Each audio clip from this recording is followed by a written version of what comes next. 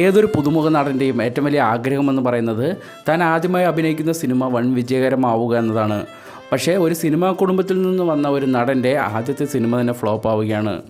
അദ്ദേഹത്തിന് ലോകം അറിയുന്ന ഒരു നടനാകാൻ കാത്തിരിക്കേണ്ടി വന്നത് നീണ്ട 13 വർഷങ്ങളാണ്.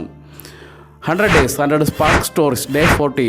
1979 ചെന്നൈയിൽ ഒരു താര കുടുംബത്തിലാണ് വെങ്കട സൂര്യനാരായണ പ്രഭാസ് രാജു ഉപ്പലപതി എന്ന പ്രഭാസ് ജനിക്കുന്നത്. അദ്ദേഹം ചെറുപ്പം മുതൽ തന്നെ ഒരു ഇൻട്രോവേർട്ടായ ഒരു കുട്ടിയായിരുന്നു. അതായത് അധികമാരോട് സംസാരിക്കില്ല. പെണ്ണുങ്ങളൊക്കെ കണ്ടാൽ ഭയങ്കര നാണം കുണുങ്ങിയ ഒരു ചക്കരായിരുന്നു.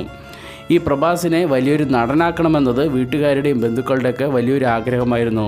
അതിനുവേണ്ടി ചെറുപ്പം മുതലേ പ്രഭാസിനെ പ്രോത്സാഹിക്കുമായിരുന്നു, നീ വലുതാകുമ്പോൾ നടനാകണം എന്നൊക്കെ. ഈ പ്രഭാസിൻ്റെ അമ്മാവൻ ഒരു നല്ലൊരു നടനായിരുന്നു. അതുകൊണ്ട് തന്നെ ഇടയ്ക്ക് അമ്മാവൻ്റെ ഉപദേശം ഈ പ്രഭാസിന് കിട്ടുമായിരുന്നു. പക്ഷേ പ്രഭാസിൻ്റെ ഒരു ആഗ്രഹമെന്ന് പറയുന്നത്, അദ്ദേഹത്തിൻ്റെ എയിമെന്ന് പറയുന്നത് നന്നായി പഠിക്കുക, അതിനുശേഷം ഒരു ബിസിനസ്സുകാരനാവുക എന്നതായിരുന്നു. അദ്ദേഹത്തിൻ്റെ ബിസിനസ് മേഖലയും അദ്ദേഹം തിരഞ്ഞെടുത്ത് വെച്ചിട്ടുണ്ടായിരുന്നു. ഒരു ഹോട്ടലുടമ ആവുക എന്നതാണ് പ്രഭാസിൻ്റെ ഏറ്റവും വലിയ ആഗ്രഹമെന്ന് പറയുന്നത്. പക്ഷേ വീട്ടുകാരുടെയും ബന്ധുക്കളുടെയൊക്കെ നിരന്തരമായ നിർബന്ധപ്രകാരം പ്രഭാസ് സിനിമയിലേക്ക് പ്രവേശിക്കുകയാണ്. 2002 ഈശ്വർ എന്ന സിനിമയിലൂടെ അദ്ദേഹം സിനിമയിലേക്ക് പ്രവേശിക്കുന്നു. പക്ഷേ ആ ഒരു സിനിമ വൻ പരാജയമായിരുന്നു. പിന്നീട് 2003 അദ്ദേഹത്തിൻ്റെ സിനിമ ഇറങ്ങുകയാണ്, അതും പരാജയപ്പെടുകയാണ്.